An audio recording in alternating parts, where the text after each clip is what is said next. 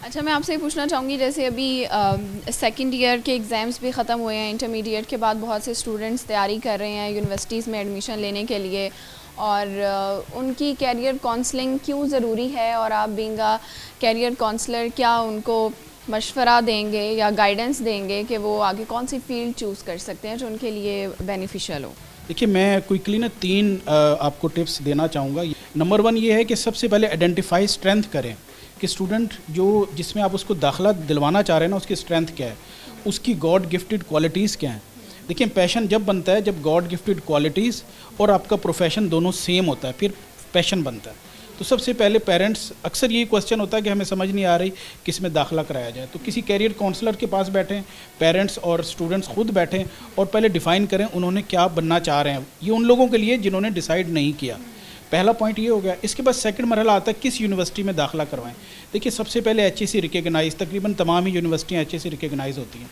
Number 2, उनकी particular councils होती हैं, जैसे इंजीनियर्स के लिए इंजीनियरिंग काउंसिल है, आपने देखना क्या वो यूनिवर्सिटी इंजीनियरिंग काउंसिल से रजिस्टर है।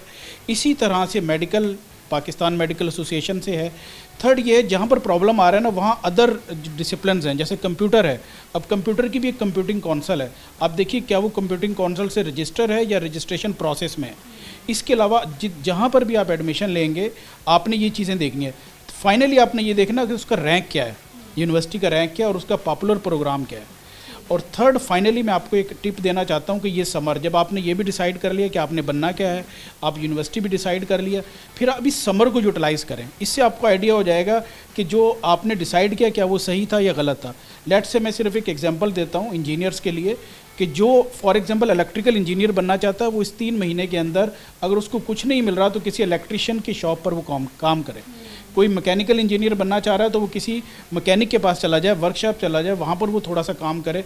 उसका अगर हाथ चलने लग गया, जहन चलने लग गया, इसका मतलब वो वाकई एक अच्छा मैकेनिकल इंजीनियर बन सकता है। यानी आप ये कहना चाह रहे हैं स्किल बहुत ज़रूरी है? स्किल बहुत ज़रूरी है, और इस 3 महीने को अगर वो यूटिलाइज़ कर गए, वो IT में आना चाह रहा है AI पे काम कर ले, सिविल में काम करना चाह रहा है किसी कंस्ट्रक्शन प्रोजेक्ट में 3 महीने के लिए चला जाए, डॉक्टर बनना चाह रहा है तो किसी डॉक्टर के पास चला जाए और एटलीस्ट 3 माह में इंजेक्शन ही लगाना सीख ले, तो उसको आइडिया हो जाएगा कि उसमें अल्लाह ताला ने ये कैपेसिटी दी है, कैपेबिलिटी है, और वो एक अच्छा डॉक्टर या इंजीनियर बन सकता है। ठीक है, लास्ट में कोई शॉर्ट सा मैसेज स्टूडेंट्स के लिए? शॉर्ट सा वही मेरा एक मैसेज होता है जो मैं अपनी हर प्रोग्राम वीडियो में देता हूँ कि अपने सोशल मीडिया टाइम से ना 2 घंटे स्किल डेवलपमेंट में निकालें।